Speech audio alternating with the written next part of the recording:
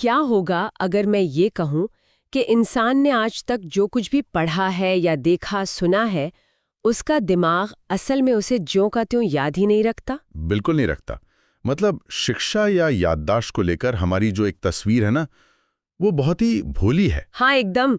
आमतौर पर एक ऐसी तस्वीर दिमाग में आती है मानो मानो मानव मस्तिष्क कोई हार्ड ड्राइव हो। सही कहा। किसी ने एक किताब पढ़ी, कोई लेक्चर सुना और वो जानकारी एक साफ सुथरी फाइल की तरह दिमाग में सेव हो गई। लेकिन संज्ञानात्मक विज्ञान यानी कॉग्निटिव साइंस इस सीधे साधे विचार को पूरी तरह खारिज करता है। बिल्कुल। सच तो ये है कि मस्तिष्क कोई स्टोरेज डिवाइस है ही नहीं। ये एक मास्टर इल्यूजनिस्ट है। एक सिमुलेशन इंजन। हाँ, एक सिमुलेशन इंजन जो हर पल वास्तविकता को गढ़ रहा है। और आज के इस गहन विश्लेषण में हम इसी रहस्यमयी और जटिल प्रक्रिया की गहराई में उतरने वाले हैं। और इसके लिए हमारे पास आज बहुत ही शानदार स्रोत मौजूद हैं। बिल्कुल। हमारे पास दो बेहद दिलचस्प और गहराई से जुड़े हुए दस्तावेज हैं। पहला है the architecture of generative meaning नाम के संज्ञानात्मक विज्ञान सिद्धांत के कुछ विस्तृत अंश। और दूसरा है जेनेआई प्रॉम्प्ट इंजीनियरिंग एकेडमी के संस्थापक ए खटाना का learn to learn test and score कार्यक्रम का ब्लूप्रिंट। सही। तो हमारा मिशन आज ये डिकोड करना है कि ये सिमुलेशन इंजन आखिर काम कैसे करता है और इस विज्ञान का उपयोग करके कोई भी अपनी सीखने की क्षमता को एक अभेद्य अचूक प्रणाली में कैसे बदल सकता है। देखिए, जो भी आज के समय में जानकारी के बोझ तले दबा हुआ महसूस करता है ना, उसके लिए ये चर्चा सच में आंखें खोलने वाली होगी। मुझे भी यही लगता है। तो चलिए शुरू करते हैं। अगर संज्ञानात्मक विज्ञान के नजरिए से देखें तो ये जेनरेटिव मीनिंग या उत्पादक अर्थ का सिद्धांत है क्या? ये सिद्धांत पूरी शिक्षा व्यवस्था को देखने का नजरिया ही बदल देता है। स्रोत स्पष्ट रूप से बताता है कि अर्थ यानी मीनिंग कोई बाहरी वस्तु नहीं है। ये एक उत्पादक आउटपुट है, एक जेनरेटिव आउटपुट। जब बाहर से कुछ संरचित प्रतीक दिमाग तक पहुंचते हैं, जैसे पन्ने पर छपे काले अक्षर, हाँ, या किसी की आवाज की तरंगे, तो वे केवल ट्रिगर का काम करते हैं। वे मस्तिष्क के भीतर पहले से मौजूद मानसिक मॉडल से टकराते हैं। अच्छा, जिसे स्रोत में प्रिडिक्टिव मेंटल स्कीमा कहा गया है। बिल्कुल। और इन दोनों के टकराव से दिमाग एक अर्थ का निर्माण करता है, यानी जानकारी दिमाग में डाली नहीं जाती है। जानकारी के आधार पर दिमाग खुद अर्थ को जनरेट करता है। हाँ, ठीक वैसे ही जैसे एक सिमुलेशन इंजन बिखरे हुए डेटा पॉइंट्स को लेकर एक पूरी त्रिआयामी दुनिया खड़ी कर देता है। ठीक है, आइए इसे थोड़ा विस्तार से समझते हैं। मैं इसे एक जासूसी कहानी की उपमा से समझने की कोशिश कर रही थी। अरे, ये दिलचस्प लग रहा है, बताइए। कल्पना कीजिए कि एक डिटेक्टिव किसी क्राइम सीन पर पहुंचता है। उसे वहां कोई लिखी हुई रिपोर्ट तो मिलती नहीं कि क्या हुआ था। हाँ, उसे केवल बिखरे हुए सुराग मिलते हैं। बिल्कुल। फर्श पर एक टूटा हुआ ग्लास, कीचड़ से सने जूतों के निशान, एक खुली हुई खिड़की। डिटेक्टिव उन सुरागों को अपने पिछले अनुभवों और तर्क के साथ जोड़ता है। और अपने दिमाग में उस रात की पूरी घटना का एक सिमुलेशन चलाता है। एकदम सही। हमारा दिमाग हर सेकंड यही कर रहा है। जब कोई एक वाक्य पढ़ता है तो शब्द केवल सुराग होते हैं। दिमाग उन शब्दों को पकड़ता है और तुरंत अपनी एक कहानी बुन लेता है ताकि वो उस जानकारी को समझ सके। वो डेटा का उपभोक्ता नहीं है, वह वास्तविकता का निर्माता है। देखिए, यहाँ जो सबसे आकर्षक बात है वो ये है कि ये कहानी बुनने की प्रक्रिया केवल शब्दों या किताबों तक सीमित नहीं है। अच्छा, और कहाँ लागू होती है ये? स्रोत इस सिद्धांत को मनोविज्ञान के साथ जोड़ता है। मनोविज्ञान में मानव की व्यक्तिगत पहचान, मतलब कोई इंसान खुद को जो समझता है, वो भी कोई ठोस चीज नहीं है। तो वो क्या है? वो चेतना की धारा या स्ट्रीम ऑफ कॉन्शियसनेस का एक निरंतर निर्माण है। हर इंसान का दिमाग लगातार उसकी स्मृतियों, अनुभवों और वातावरण के सुरागों को इकट्ठा कर रहा है। और पल दर पल ये कहानी लिख रहा है कि मैं कौन हूं। बिल्कुल। इंसान खुद ही उस वास्तुकला का निर्माता है और खुद ही उस कहानी का मुख्य पात्र। ये सोचना ही अपने आप में कितना अद्भुत है। मतलब हम हर पल अपनी वास्तविकता खुद गढ़ रहे हैं। हाँ, दिमाग की ये जेनरेटिव प्रकृति हमारी पहचान के मूल में बसी हुई है। लेकिन एक बात बताइए, अगर दिमाग हमेशा अपनी ही कहानी गढ़ रहा है तो इसे अराजक या रैंडम होने से क्या रोकता है? बहुत ही लाजवाब सवाल है। मतलब कोई तो नियम होंगे ना जिन पर ये सिमुलेशन इंजन काम करता है, वरना तो कोई भी इंसान किसी भी बात का कुछ भी बेतुका अर्थ निकाल लेगा। यहीं पर दस्तावेज में बताए गए कोर पिलर्स या मुख्य स्तंभों की अहमियत समझ में आती है। ये पिलर्स इस सिमुलेशन को एक दिशा देते हैं। तो पहला स्तंभ कौन सा है? पहला महत्वपूर्ण स्तंभ है स्ट्रक्चरल स्कैफोल्डिंग यानी संरचनात्मक ढांचा। देखिए, दिमाग शून्य में काम नहीं कर सकता। उसे जानकारी को प्रोसेस करने के लिए कुछ चाहिए होता है। हाँ, उसे कुछ सार्वभौमिक टेम्पलेट्स की आवश्यकता होती है। जब भी दिमाग कोई नई जानकारी देखता है तो वो उसे लक्ष्य निर्देशित रास्तों और चक्रों में ढालने की कोशिश करता है। मतलब अगर जानकारी सिर्फ तथ्यों की एक सूची की तरह आती है तो क्या होगा? तो दिमाग उसे खारिज कर देता है, उसे याद नहीं रखता। लेकिन अगर वही जानकारी एक पैटर्न में हो, जहाँ एक शुरुआत हो, कोई चुनौती हो, बिल्कुल, और फिर एक समाधान की ओर बढ़ता हुआ रास्ता हो, तो दिमाग तुरंत उस ढांचे को पकड़ लेता और अपना सिमुलेशन शुरू कर देता है। समझ गए। और दस्तावेज के अनुसार दूसरा पिलर है इन्फ्रेंशियल पार्टिसिपेशन या अनुमानित भागीदारी। ये तो मुझे इस जासूसी प्रक्रिया का सबसे दिलचस्प हिस्सा लगा। हाँ, स्रोत में इसे न्यूनतम प्रस्थान का सिद्धांत भी कहा गया है। Principle of minimal departure. इसका सीधा सा अर्थ ये है कि कोई भी संचार प्रणाली या किताब कभी भी 100% जानकारी नहीं देती, वो सिर्फ न्यूनतम सुराग देती है। हाँ, और इंसान का दिमाग अपनी वास्तविक दुनिया के ज्ञान का उपयोग करके बाकी की खाली जगहों को खुद भर लेता है, वो अनुमान लगाता है। इसका कोई उदाहरण दे सकती हैं आप? जैसे अगर कोई किताब में पढ़ता है कि वो बारिश में भीगता हुआ घर पहुंचा, तो लेखक को ये बताने की जरूरत नहीं है कि उसके कपड़े गीले थे या उसे ठंड लग रही थी। बिल्कुल, पढ़ने वाले का दिमाग तुरंत अपने सिद्धांत का उपयोग करता है और उन विवरणों को खुद जनरेट कर लेता है। और विभिन्न क्षेत्रों में ये अनुमानित भागीदारी कैसे काम करती है, इसके बहुत ही स्पष्ट उदाहरण स्रोतों में दिए गए हैं। हाँ, जैसे कानून के क्षेत्र में। अरे हाँ, अदालत में सच्चाई कोई भौतिक वस्तु थोड़ी होती है जिसे जज के सामने मेज पर रख दिया जाए। सच्चाई एक अनुमानित उत्पाद है। बिल्कुल। वकील वास्तव में क्या करते हैं? वो केवल सुराग पेश करते हैं, फिल्टर किए गए सबूत, गवाहों के बयान। वे जज या जूरी के दिमाग के सिमुलेशन इंजन को कच्चा माल देते हैं, और फिर जूरी का दिमाग उन सुरागों को जोड़कर खाली जगहों को भरता है और अनुमान लगाता है कि वास्तविकता क्या रही होगी। व्यापार और मार्केटिंग में भी तो यही होता है ना? एकदम सही।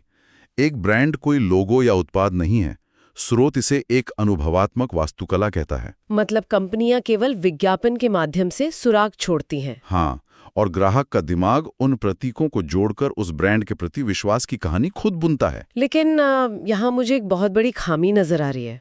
कैसी खामी? एक चुनौतीपूर्ण सवाल उठता है। अगर हमारा दिमाग हमेशा खाली जगहों को अपने ही अनुमानों से, अपने ही पिछले अनुभवों से भर रहा है, हाँ, तो क्या ये सीखने की प्रक्रिया के लिए एक भयंकर खतरा नहीं है? अरे बहुत बड़ा खतरा है। कि सांचे में ही फिट कर रहा है तो वो असल में कुछ नया कैसे सीखेगा? वो तो हर नई चीज को अपने पूर्वाग्रहों के रंग में रंग देगा। हाँ, क्या ये दिमाग को एक इको चेम्बर में नहीं बदल देगा जहां हम सिर्फ वही सीखते हैं जो हम पहले से मानते हैं? ये एक बेहद महत्वपूर्ण प्रश्न है, और मजे की बात यह है कि संज्ञानात्मक विज्ञान भी यही मानता है कि दिमाग का ये जनरेटिव स्वभाव शिक्षा का सबसे बड़ा दुश्मन बन सकता है। तो इसका मतलब हम जो सीखते हैं वो सच नहीं होता? देखिए, जब दिमाग बिना किसी रोक टोक के अपने अनुमान लगाता है तो वो ज्ञान नहीं बल्कि भ्रम या हेलुसिनेशन ऑफ नॉलेज पैदा करता है। ओह, इंसान को लगता है कि उसे सब समझ आ गया है। जबकि असल में उसने सिर्फ अपनी गलत फहमियों को और मजबूत किया होता है। बाप रे! इसीलिए स्रोतों में शिक्षा को केवल जानकारी के लेन देन के रूप में नहीं देखा गया है, इसे एक परिवर्तनकारी यात्रा कहा गया है। तो सीखने का असली मतलब है दिमाग के उन पुराने मानसिक मॉडल को तोड़ना। बिल्कुल, और ठीक इसी समस्या का समाधान खटाना का learn to learn test and score कार्यक्रम प्रस्तुत करता है। तो खटाना का मॉडल इस बात को समझता है कि अगर सिमुलेशन इंजन को खुला छोड़ दिया गया तो वो गलत दिशा में जाएगा। हाँ, इसलिए उसे नियंत्रित करने और सही दिशा में मोड़ने के लिए एक बेहद सख्त ढांचे की आवश्यकता होती है। तो चलिए अब खटाना के उस ब्लूप्रिंट की वास्तुकला में उतरते हैं। मैंने देखा कि इस मॉडल का सबसे बड़ा हथियार है इसकी युग्मित शिक्षण संरचना, जिसे पेड लर्निंग स्ट्रक्चर कहते हैं। हाँ, पारंपरिक शिक्षा में होता यह है कि व्यक्ति पहले बहुत सारी जानकारी पढ़ता है, महीनों तक उसे जमा करता है और अंत में जाकर एक परीक्षा देता है, और तब तक दिमाग न जाने कितने गलत अनुमान लगाकर बैठ चुका होता है। बिल्कुल, लेकिन खटाना का सिस्टम एक लूप आधारित प्रणाली है। मतलब जाने, परीक्षण करें, मजबूत करें और आगे बढ़ें। Learn, test, strengthening and progress. ये कोई सीधी रेखा नहीं है, ये एक निरंतर चलने वाला चक्र है। और इस चक्र का टेस्ट या परीक्षण वाला हिस्सा वो जगह है जहां ज्ञान का भ्रम टूटता है, राइट? एकदम सटीक। जब कोई कुछ सीखता है और तुरंत उसका परीक्षण किया जाता है तो दिमाग को अपने बनाए हुए सिमुलेशन को वास्तविकता से टकराने का मौका मिलता है। अगर अनुमान गलत था तो टेस्ट उसे वहीं पकड़ लेता है। हाँ, इंसान अपनी गलती को देखता है, उस कमजोर हिस्से को मजबूत करता है और केवल तभी अगले स्तर पर आगे बढ़ता है। ये प्रक्रिया दिमाग के उस इको चेम्बर को हर कदम पर तोड़ती है। बिल्कुल। और यहाँ बात सच में बहुत दिलचस्प हो जाती है, क्योंकि ये परीक्षण केवल गलतियों को सुधारने का काम नहीं कर रहा है। तो और क्या कर रहा है? अगर हम पहले दस्तावेज के एक सिद्धांत टेलीलॉजिकल टेंशन को देखें तो ये दोनों स्रोत एक जादुई तरीके से आपस में जुड़ जाते हैं। अच्छा, टेलीलॉजिकल टेंशन। हाँ, इसका मतलब है एक उद्देश्यपूर्ण तनाव। जब किसी कहानी में रहस्य होता है तो दिमाग उस सिमुलेशन में पूरी तरह से बंधा रहता है, वो बोर नहीं होता। अरे क्या बात है! मतलब खटाना का मॉडल जो हर कदम पर एक छोटा सा टेस्ट लेता है, वो असल में दिमाग के लिए कृत्रिम तनाव पैदा कर रहा है। बिल्कुल। दिमाग सुस्त पढ़ ही नहीं सकता। उसे पता है कि अभी जो सुलाग मिल रहे हैं, अगले ही पल उन पर उसे चुनौती दी जाने वाली है। ये तो जिज्ञासा को मरने ही नहीं देता। हाँ। देखिए, अगर हम इसे व्यापक संदर्भ से जोड़कर देखें तो स्पष्ट हो जाता है कि सीखना कभी भी निष्क्रिय या एकांत में होने वाली प्रक्रिया नहीं हो सकती। उसे सक्रिय होना ही पड़ेगा। खटाना के ब्लूप्रिंट का मुख्य दर्शन यही है कि सीखना सक्रिय, आक्रामक और सबसे बढ़कर मापने योग्य होना चाहिए। और इस भारी भरकम काम को करने के लिए ही खटाना ने इस लूप को 3 विशिष्ट स्तरों में बांटा है। और ये 3 स्तर कोई मनमाने कदम नहीं है। ये दिमाग की जानकारी को प्रोसेस करने की क्षमता को धीरे धीरे बढ़ाने के लिए डिजाइन किए गए हैं, ताकि कॉग्निटिव लोड यानी संज्ञानात्मक भार को संभाला जा सके। बिल्कुल। अगर हम इन 3 स्तरों के विस्तृत ब्रेकडाउन को देखें ना, तो मुझे ये बिल्कुल एक जटिल वीडियो गेम की तरह डिजाइन किया हुआ लगा। वीडियो गेम कैसे? गेम में हमेशा एक क्रम होता है। तो खटाना के मॉडल का स्तर 1 है आधार या फाउंडेशन। अच्छा। इस स्तर पर भारी अवधारणाएं नहीं थोपी जाती। ये वीडियो गेम के ट्यूटोरियल की तरह है, जहां केवल ये सिखाया जाता है कि कौन सा बटन दबाने से क्या होता है। हाँ, जहां नोटबुक एलएम जैसी एआई चैट, सरल माइंड मैप और वीडियो का उपयोग करके केवल एक आधारभूत समझ बनाई जाती है। और सबसे महत्वपूर्ण बात, इस स्तर पर जो परीक्षण होता है उसका फोकस केवल शुरुआती रिकॉल पर होता है। मतलब दिमाग से सिर्फ ये पूछा जाता है कि क्या तुम्हें वो याद है जो तुमने अभी देखा? हाँ, इसके लिए छोटे क्विज और फ्लैश कार्ड का इस्तेमाल होता है। ये सिर्फ सुरागों को इकट्ठा करने का चरण है। और स्तर 1 पार करने के बाद आता है स्तर 2, सक्रिय शिक्षण या एक्टिव लर्निंग। अब ट्यूटोरियल खत्म हो चुका है, असली खेल शुरू। बिल्कुल। दिमाग के पास सुराग आ चुके हैं, अब उसे सिमुलेशन बनाना है। इस स्तर पर समझ को गहरा करने के लिए सिस्टम प्रॉम्प्ट और इंटरैक्टिव चैट का उपयोग किया जाता है। तो अब परीक्षण का फोकस बदल जाता है। हाँ, अब फोकस सिर्फ याद रखने पर नहीं होता, बल्कि अनुप्रयोग यानी एप्लीकेशन पर आ जाता है। टेस्ट ये देखता है कि सीखी गई जानकारी को किसी नई स्थिति में लागू किया जा सकता है या नहीं। एकदम सही। इसके लिए माइंड मैप के विशिष्ट हिस्सों पर आधारित क्विज होते हैं, जो दिमाग को मजबूर करते हैं कि वो टुकड़ों को आपस में जोड़े। और फिर आता है स्तर 3, महारत या मास्टरी। ये वीडियो गेम की बॉस फाइट है। हाँ, बॉस फाइट, सही कहा। दिमाग को अपने सभी सीखे हुए कौशलों का एक सटीक संयोजन दिखाना होता है। हाँ, इस स्तर पर जानकारी को एक स्पष्ट ढांचे में व्यवस्थित किया जाता है, जैसे कि ब्लॉग शैली संश्लेषण और विस्तृत रिपोर्ट तैयार करना। और यहाँ का परीक्षण सबसे उन्नत होता है। इसमें जटिल प्रश्न होते हैं और इसमें लक्षित संशोधन शामिल होता है। टारगेटेड रिवीजन, जहाँ केवल उन कमजोर क्षेत्रों पर वार किया जाता है जो पिछले स्तरों में छूट गए थे। इसका पूरा फोकस प्रदर्शन को और धारदार बनाने पर है। अब सोचिए, अगर कोई गेमर ट्यूटोरियल को छोड़कर सीधे बॉस फाइट में चला जाए तो क्या होगा? वह तो बुरी तरह हार जाएगा। शिक्षा में भी ठीक यही होता है। जब कोई व्यक्ति बिना स्तर 1 और 2 के सीधे किसी विषय में महारत हासिल करना चाहता है तो उसका सिमुलेशन इंजन कॉग्निटिव लोड से क्रैश हो जाता है। बिल्कुल। देखिए, मस्तिष्क के क्रैश होने का कारण ही यही है कि स्ट्रक्चरल स्कैफोल्डिंग के बिना दिमाग शून्य में महल नहीं बना सकता। हाँ, लेकिन इन तीनों स्तरों की वास्तुकला में मैंने एक और चीज पर ध्यान दिया। क्या? खटाना के मॉडल में सूचना देने के लिए केवल एक ही माध्यम का उपयोग नहीं किया गया है।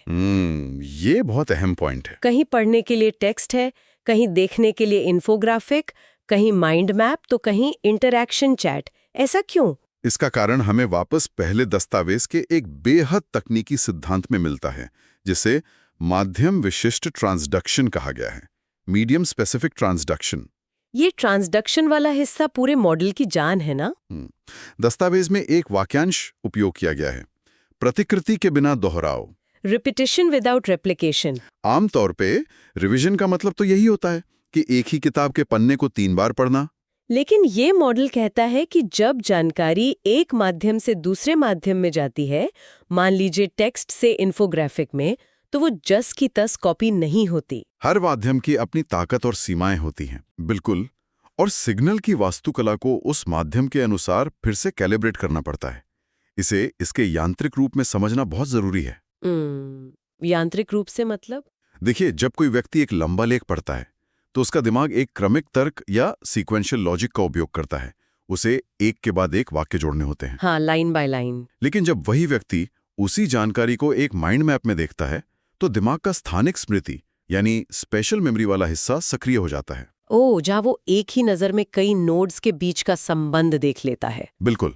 जानकारी वही है, लेकिन दिमाग में न्यूरल रास्ते अलग अलग इस्तेमाल हो रहे हैं। यही प्रतिक्रिया के बिना दोहराव है। स्रोत इसे बताने से दिखाने की ओर शिफ्ट होना कहता है, टेलिंग टू शोइंग। हाँ, और विशेष रूप से आज की टेक्निक और एआई की दुनिया में, जहां जटिल डेटा को इंसान के समझने लायक बनाना है, वहाँ इंटरफेस को केवल बताना नहीं होता, बल्कि इंटरैक्टिव आख्यानों के माध्यम से दिखाना होता है। एकदम सही। तो इस सब का असल में क्या मतलब है? अगर इन दोनों दस्तावेजों के ज्ञान का निचोड़ निकाला जाए तो इसका सीधा सा अर्थ क्या निकलता है? इसका अर्थ ये है कि भविष्य की शिक्षा सिर्फ किताबें पढ़ने और लेक्चर सुनने के भरोसे नहीं चल सकती। हाँ, जानकारी को केवल निगल लेना और उसे ज्ञान मान लेना एक बहुत बड़ा भ्रम है। सीखने वाले को अब ये समझना होगा कि वो जानकारी का एक निष्क्रिय उपभोक्ता नहीं है, बल्कि वो अर्थ का एक सक्रिय निर्माता है। बिल्कुल। तो इस पूरी चर्चा से जो मुख्य बातें निकलकर सामने आती हैं, वे हमें सीखने की प्रक्रिया को देखने का एक नया नजरिया देती हैं। हाँ, अगर हम इसे समेटें तो पहला पॉइंट ये है कि मस्तिष्क एक सिमुलेशन इंजन है, जिसे सक्रिय भागीदारी की आवश्यकता होती है। वह सुरागों के बिना वास्तविकता नहीं गढ़ सकता। और दूसरा, ज्ञान को सच में महारत में बदलने के लिए खटाना का लूप अपनाना ही होगा। सक्रिय रूप से सीखना, लगातार परीक्षण करना और कमजोरियों को पकड़कर उन्हें तुरंत मजबूत करना, यही एकमात्र तरीका है दिमाग के भ्रामक इको चेंबर को तोड़ने का। और तीसरा, विभिन्न माध्यमों का उपयोग करना ताकि दिमाग एक ही विषय को अलग अलग दृष्टिकोणों से प्रोसेस कर सके, जिससे ज्ञान की जड़ें बहुत गहरी हो जाती हैं। बिल्कुल। यहाँ हमारे सुनने वालों के लिए यह स्पष्ट करना महत्वपूर्ण है कि हमारे इस गहन विश्लेषण का उद्देश्य किसी एक विशिष्ट सिद्धांत या अकादमी का प्रचार करना नहीं है। हाँ, बिल्कुल नहीं। इन स्रोतों में वामपंथी, दक्षिणपंथी या कोई भी अन्य वैचारिक दृष्टिकोण हो सकता है, लेकिन हमने केवल उन विचारों को निष्पक्ष रूप से प्रस्तुत करने का प्रयास किया है ताकि जानकारी को ज्ञान में बदलने के तरीकों को समझा जा सके। इन मॉडलों को अपनाना पूरी तरह से व्यक्तिगत विवेक पर निर्भर है। सही कहा। और इसी विचार विमर्श की भावना के साथ मैं एक अंतिम और बहुत ही गहरा सवाल छोड़ना चाहता हूँ। बताइए। हमने शुरुआत में देखा था कि मनोविज्ञान के अनुसार हमारी व्यक्तिगत पहचान सिर्फ डेटा और चेतना का एक निर्माण है। हमारा दिमाग पल पल तय कर रहा है कि हम कौन हैं। हाँ। और फिर हमने खटाना के मॉडल को देखा, जो हमारे डेटा प्रोसेस करने के तरीके को इतने आक्रामक और संरचित रूप से रिवायर कर देता है।